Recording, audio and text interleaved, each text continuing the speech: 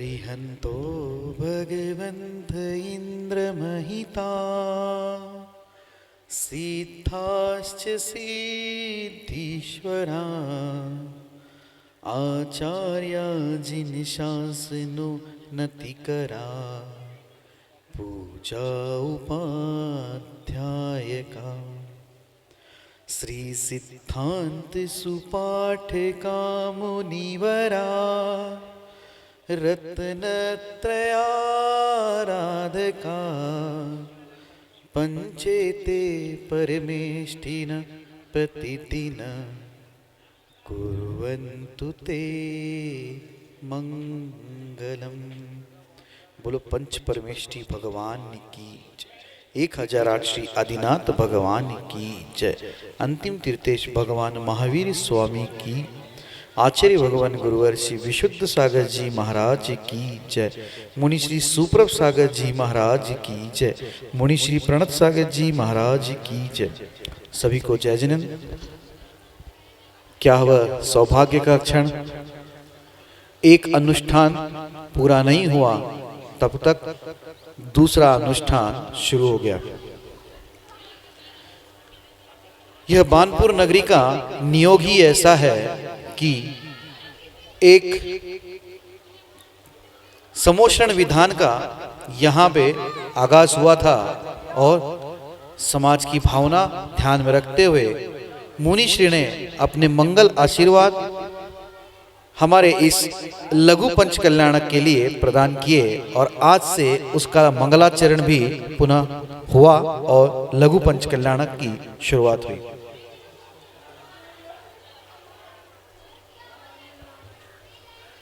प्रतिदिन हम सम्यक समाधान सुनते ही है और समोषण विधान के माध्यम से समोषण के बीचों बीच में जैसे श्रेणिक राजा ने सवाल करते हुए, विकल्प पूछते हुए उसके सम्यक समाधान तीर्थंकर प्रभु गंधर्व प्रभु के माध्यम से प्राप्त किए थे, वैसे ही हम सभी का यह भाग्य सौभाग्य है कि मुनि श्री सुप्रभ सागर जी महाराज के मुखारविंद से साक्षात हम इस काल में भी सम्यक समाधान प्राप्त कर रहे हैं। शुरू करते हैं आज की उस बेला को मुनिषि के चरणों में कोटिशा नमोस्तु करते हुए सम्यक समाधान की शुरुआत में मुनिषि प्रणत सागर जी महाराज से यह विनय करते हैं कि हे स्वामी, आपके इस आधुनिक संचालन से इस कार्यक्रम को गति प्रदान करे। नमोस्तु नमोस्तु नमोस्तु। ओम नमः सिद्धेभ्यो। यश्चक्रवर्ती भुवि पंचमोभूत श्रीनंदनो द्वादशको गुणानां निधि प्रभु षोडशको जिनेन्द्र तम शांतिनाथं प्रणमामि भेदात् तम शांतिनाथं प्रणमामि भेदात्। पंच परमेष्ठी भगवान की परम पूज्य आचार्य भगवंत गुरुवर विशुद्ध सागर जी मुनि महाराज की, परम पूज्य मुनि श्री सुप्रभ सागर जी महाराज की, परम पूज्य मुनि श्री प्रणत सागर जी महाराज की।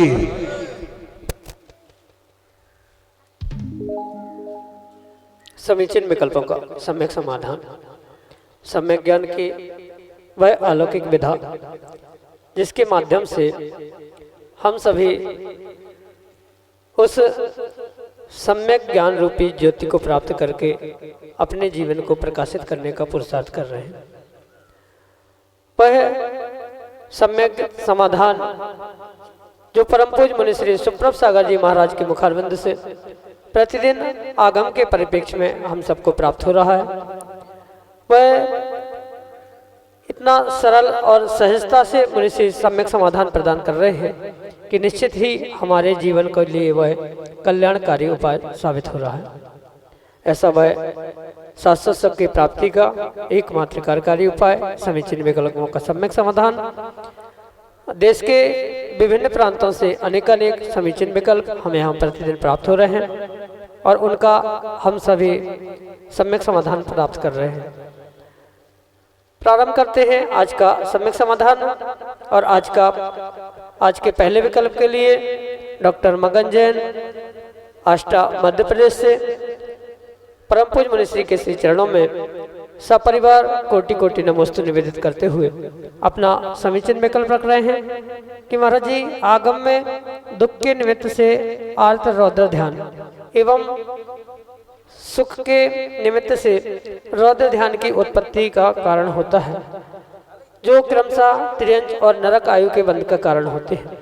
अस्तु धर्म ध्यान किन जीवों को होता है एवं नरक में धर्म ध्यान कैसे संभव है, क्योंकि वहां तो निरंतर नित्य ही अशुभतर लेस्या के परिणाम नारकियों के होते रहते हैं।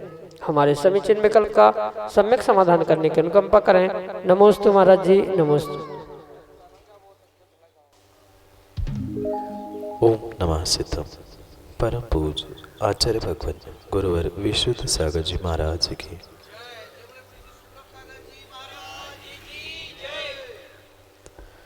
जो 4 प्रकार के ध्यान गए, उन चारों प्रकार के ध्यानों के लिए भिन्न भिन्न प्रकार के निमित्तों का व्याख्यान किया गया।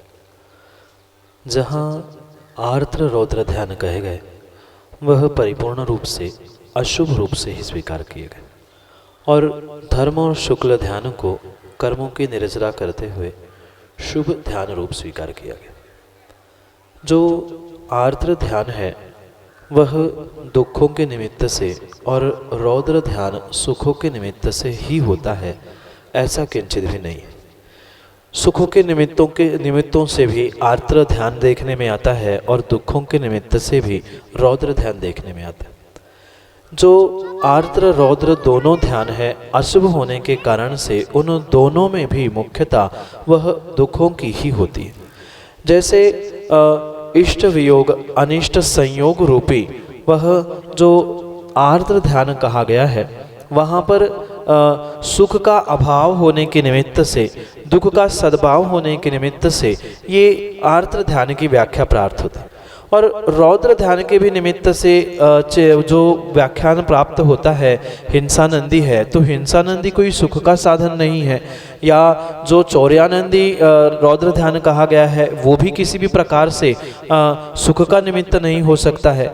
इसलिए सर्वथा ये कहना उचित नहीं है कि सुख के निमित्तों से ही रौद्र ध्यान की उत्पत्ति आदि होती है या रौद्र ध्यान के कारण सुख के निमित्त होते हैं, ऐसा किंचित भी सर्वथा नहीं है। इसलिए ये बात स्पष्ट समझनी होगी कि निमित्त कुछ भी हो सकते हैं, पर उन निमित्तों को लेकर जीव के कब कहाँ कैसे परिणाम होते हैं उस पर उसका रौद्र ध्यान है, आर्द्र ध्यान है, धर्म ध्यान है कि शुक्ल ध्यान है, ये निर्भर करता है।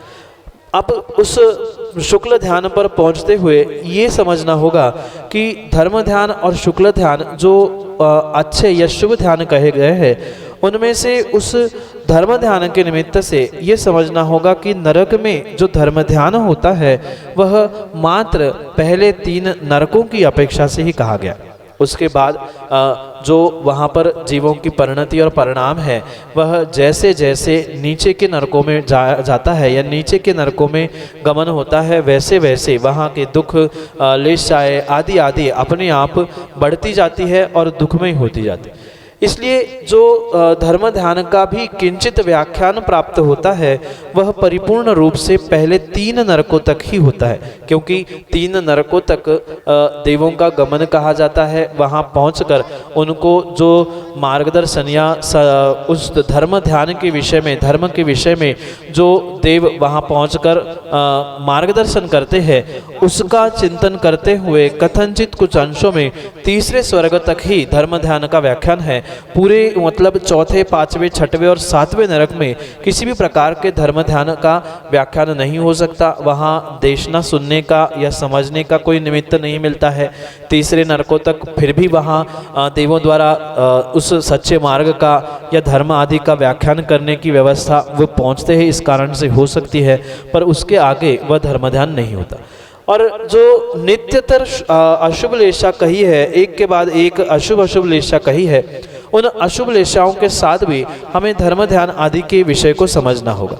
जरूरी नहीं है कि शुभ लेशा होने से ही शुभ ध्यान हो, वह अशुभ लेशा में भी कथनचित शुभ ध्यान की भूमिका बन सकती है, या कभी कभी शुक्ल लेशा में भी, शुभ लेशाओं में भी अशुभ ध्यान, आर्द्र रौद्र ध्यान आदि भी होते हुए देखने में आते। इसलिए मात्र लेशाओं से वहाँ धर्म ध्यान आदि का व्याख्यान करना या मात्र धर्म ध्यान आदि को समझना उचित नहीं है। अन्य भी लेशाओं के साथ साथ वहाँ के दुख, जीव के कर्मों का नियोग, वहाँ पहुँचने वाले अन्य भी निमित्त, उन सबको समझते हुए ही नारकियों के निमित्त से तीसरे नरक तक धर्म ध्यान का व्याख्यान समझने की आवश्यकता है। यही आपके लिए सम्यक समाधान। पलाश जैन, छिंदवाड़ा, मध्य प्रदेश से परम पूज्य मुनिश्री के चरणों में सपरिवार कोटि कोटि नमोस्तु निवेदित करते हुए अपना समीचीन विकल्प रख रहे हैं कि महाराज जी अभी वर्तमान में जो बानपुर में प्राचीन, सैकड़ों वर्ष प्राचीन जिन बिंबों का जीर्णोद्धार के उपरांत लघु पंच कल्याणक हो रहा है, उसमें जो भूगर्भ से प्रतिमाएं प्राप्त हुई हैं वह कहाँ से निकली और किसने निकाली? हमारे समीचीन विकल्प का सम्यक समाधान करने की अनुकंपा करें। नमोस्तु महाराज जी, नमोस्तु। आपको इस विषय को बहुत अच्छे से समझने की आवश्यकता है कि जो ये अतिशय क्षेत्र बानपुर जी है, ये परिपूर्ण रूप से कोई आज का बनाया हुआ क्षेत्र नहीं है, अपितु सैकड़ों वर्ष पुराना ये अतिशय क्षेत्र।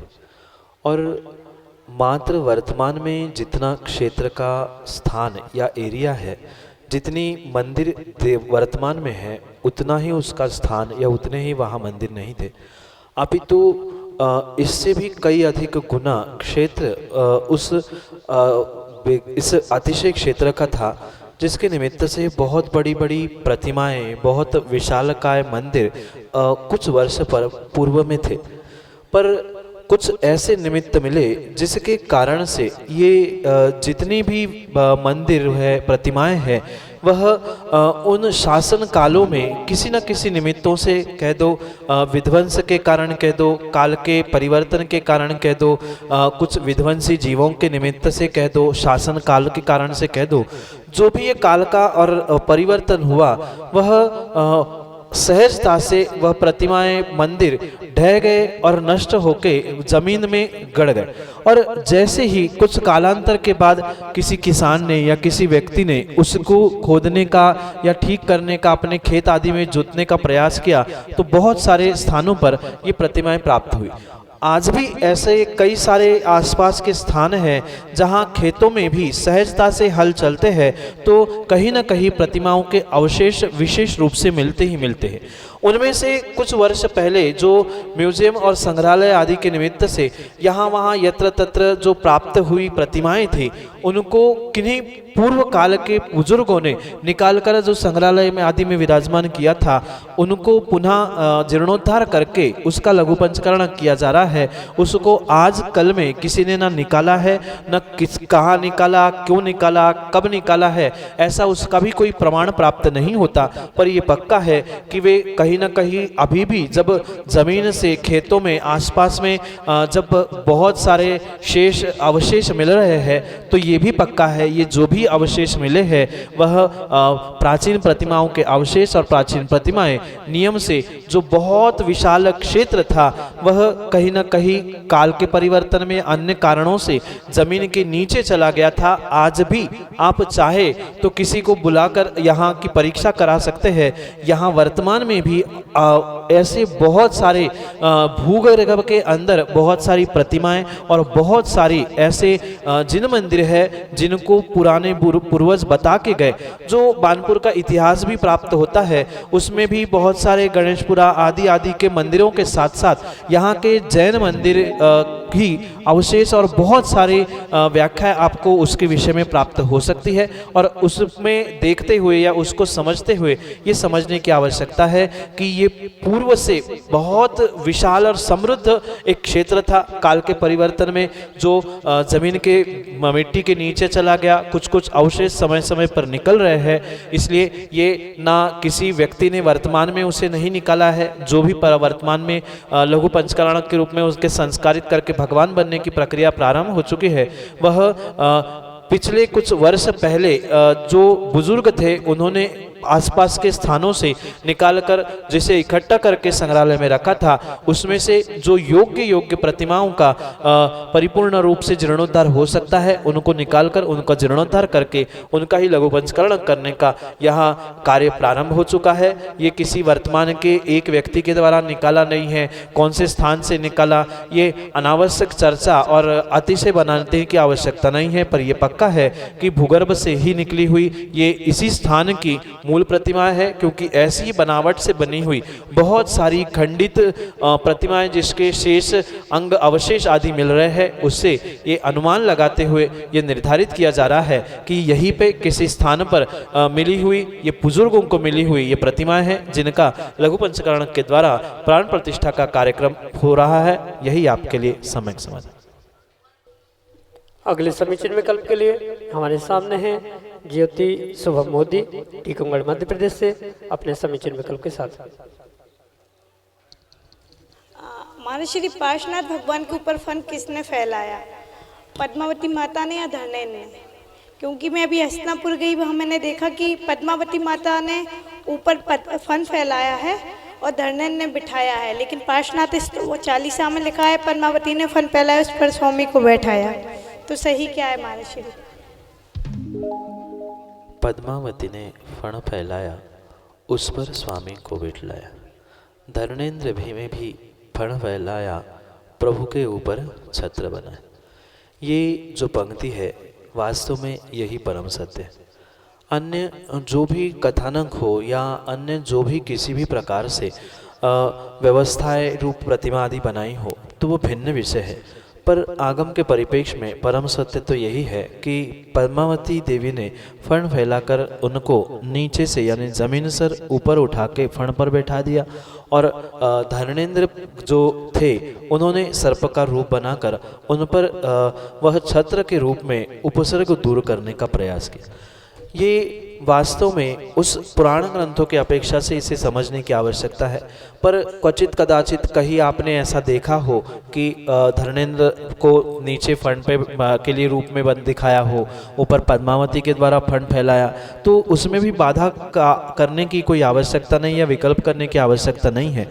इसलिए इस कारण से नहीं है क्योंकि उसके पीछे कोई सिद्धांत नहीं है कि ऐसा ही है।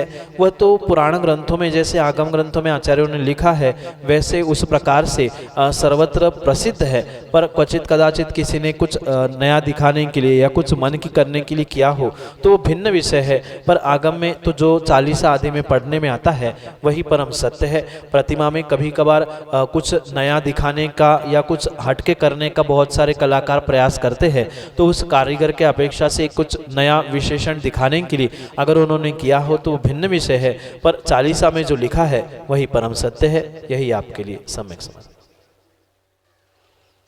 अगले समीचीन विकल्प के लिए हमारे सामने है चक्रजन सौजना, एक कुशल मंच संचालक, अपने समीचीन विकल्प के साथ। द्वय युगल मुनि राजों के श्री चरणों में त्रिवार नमोस्तु नमोस्तु नमोस्तु। हे भगवान, मेरे मन में जिज्ञासा है। अभी एक जिज्ञासा आई थी कि पार्श्वनाथ भगवान के ऊपर फन वाली एक जिज्ञासा आई थी। उसी जिज्ञासा को सुनकर मेरे मन में भी एक जिज्ञासा है कि ऐसा शास्त्रों में लिखा है कि जब तक उपसर्ग दूर नहीं हो जाता तब तक केवल ज्ञान की प्राप्ति नहीं होती। सारे तीर्थंकर प्रभु के जिन बिंब अन्य आकृति के हैं, पर पार्श्वनाथ भगवान के जिन बिंब के ऊपर फन क्यों है? वहीं बाहुबली भगवान के मूर्ति पर अधिकांशतः देखते हैं तो वेले लपटी हुई होती हैं और खड़गासन मुद्रा में ही उनकी मूर्ति मिलती है। मैं जानना चाहूँगा भगवान के पार्श्वनाथ भगवान के ऊपर फन और बाहुबली भगवान की मूर्ति ये वेले लपटी हुई और खड़गासन में क्यों है? जिज्ञासा का समाधान करें। चक्री जी, मैंने सुना है कि आप बहुत अच्छे मंच कलाकार हैं और ये बात तो आपको इस कारण से बहुत अच्छे से पता होगी कि जो कोई घटनाक्रम चर्चा से या व्याख्यान से आधे एक घंटे में समझाया जा सकता है, उसे आप 5 या 10 मिनट के नाटकीकरण की प्रस्तुति से या नाटक की प्रस्तुति से सबके सामने रख सकते। बिल्कुल जो पारसनाथ भगवान या बाहुबली भगवान के विषय में, प्रतिमाओं के विषय में जो विकल्प है, उसका भी यही उत्तर है। अगर उन भगवान का इतिहास लिखा जाएगा तो कम से कम 25-50 पेज की कॉपी भर जाएगी कि ऐसे ऐसा हुआ था, फिर कमठ ने उपसर्ग किया था, धरणेन पद्मावती आए थे, उन्होंने ये किया। ये सब कुछ जो कई पन्नों में लिखने से या कई घंटों के इतिहास को समझाने में समय लगेगा, वह सांकेतिक प्रतिमाओं के साथ जो फण का चिन्ह बनाया है उससे ही समझ में आ जाता है कि हाँ, ये पारसनाथ भगवान है, वे वही पारसनाथ भगवान है जिन पर कमठ ने उपसर्ग किया था। अच्छा, ये वही पारसनाथ भगवान है जिनके धरणायन पद्मावती ने उपसर्ग दूर किया था। तो जो इतिहास होता है, उस इतिहास के घटनाक्रम को संक्षेप में समझाने के लिए ये सब कुछ कार्य किए जाते हैं। चाहे वह बाहुबली भगवान की खड़गासन प्रतिमा क्यों ना हो, उन पे चरणों में हाथों पर लिपटी हुई वह लताएं क्यों ना हो, वहाँ भी परिपूर्ण रूप से मूर्तिकार का यही अभिप्राय है कि जो बाहुबली भगवान थे, उन्होंने जब निर्णय किया, दीक्षा ली, तब से वह 1 साल तक खड़े होकर ही ध्यान में लीन रहे। बाकी तो भगवान कोई पद्मासन से, कोई खड़गासन से मोक्ष गए, पर बाहुबली भगवान जब से खड़े थे दीक्षा लेकर, तब तक वह केवल ज्ञान तक वे वैसे ही खड़े थे। और उनके जो 1 वर्ष तक जो व्युत्सर्ग ध्यान, जो कि उत्कृष्ट ध्यान उन्होंने किया, उत्कृष्ट तप उन्होंने किया, उसको प्रदर्शित करने के लिए ही वह बेले, उनकी जटाएं, आसपास में घोंसले, सर्प के बिल आदि, ये जो कुछ भी प्रदर्शित किया जा रहा है, इन प्रतिमाओं के द्वारा, चित्रीकरण आदियों के द्वारा वह पूरा इतिहास संक्षेप में वर्णित करने के लिए ये सब कुछ व्याख्यान प्राप्त होता है। रही बात, आपने ये भी बात कही थी कि उपसर्ग केवल ज्ञान, उपसर्ग के बाद केवल ज्ञान होता है। जरूरी नहीं है कि उपसर्ग मिटने पर ही या उपसर्ग दूर होने पर ही केवल ज्ञान हो, जरूरी नहीं है। कई सारे ऐसे दृष्टांत में आगम में है कि यहाँ उपसर्ग होता गया और जैसे ही उपसर्ग चरम सीमा पर पहुँचा, वहाँ केवल ज्ञान की प्राप्ति हो गई। जैसे कि गुरुदत्त स्वामी के विषय में आपने कथानक पढ़ा होगा। इधर प्रज्वलित अग्नि धधकते हुई, बढ़ती हुई, जैसे ही प्रज्वलमान जाज्वल्यमान हुई, जैसे ही ध्यान की अग्नि ने जोर पकड़ा भीतर की, वह उनके जो शुक्ल ध्यान की अग्नि ने ध्यान पकड़ा और वहाँ पर उनको केवल ज्ञान की प्राप्ति हो गई। इसलिए ये नियामक नहीं है कि उपसर्ग दूर होने पर ही केवल ज्ञान हो, ऐसा कोई बंधन नहीं है। उपसर्ग होते होते भी भावों की विशुद्धि बन गई, ध्यान की चरम सीमा में पहुंच गए, तो वहां पर भी केवल ज्ञान हो सकता है। हाँ, पर ये परम सत्य है, जैसे ही केवल ज्ञान होता है, दूसरे समय में उपसर्ग समाप्त होता है। दोनों में अंतर है। उपसर्ग पूर्ण होने पर केवल ज्ञान नहीं होता, अपितु केवल ज्ञान होते ही तत्क्षण में उपसर्ग दूर हो जाता है। तो ये केवल ज्ञान होने पर उपसर्ग दूर होता है, ऐसा ही व्याख्यान प्राप्त होता है। और पारसनाथ भगवान हो चाहे बाहुबली भगवान हो, उनका संक्षेप में जीवन इतिहास क्या था, कौन था और सबसे वे हटके क्यों है, ये प्रदर्शित करने के लिए पारसनाथ भगवान की प्रतिमाओं पे फण और बाहुबली भगवान के उन हाथों पे, पैरों पे आदि लताओं आदियों का वर्णन किया जाता है। जैसे संक्षेप नाट्यकरण से वह बहुत सारी बातें कही जाती है, ऐसे ही छोटे से चित्रीकरण और प्रतिमा के उन क्रियाओं से ये सब कुछ प्रदर्शित किया जाता है। यही आपके लिए सम्यक समाधान। जय जन बंधु, आप हम सभी लाभ ले रहे थे लोकप्रिय कार्यक्रम सम्यक समाधान का।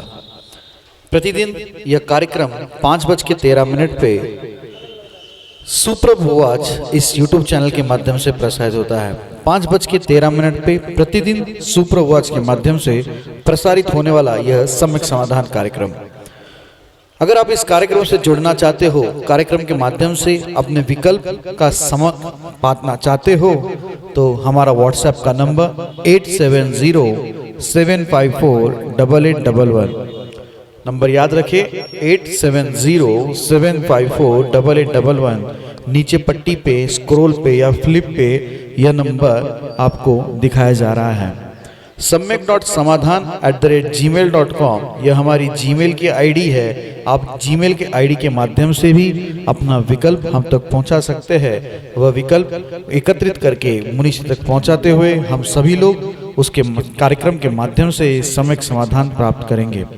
मुनीषी के प्रवचन प्रतिदिन शाम को 7:40 पे जिनवा टीवी के माध्यम से प्रसारित होते हैं। घर बैठे ही आप रत्नमाला इस ग्रंथ का स्वाध्याय कर सकते हैं। मुनीषी ने इस कठिन ग्रंथ पे अपनी ओजस्वी वाणी से व्याख्या करते हुए प्रवचन दिए थे और उस प्रवचन के अंश प्रतिदिन शाम को 7:40 पे जिनवा टीवी के माध्यम से प्रसारित होते हैं। आप सभी लोग घर बैठे कार्यक्रम का लाभ लें और अपनी रत्नमाला इस ग्रंथ का स्वाध्याय भी कर सकते हैं।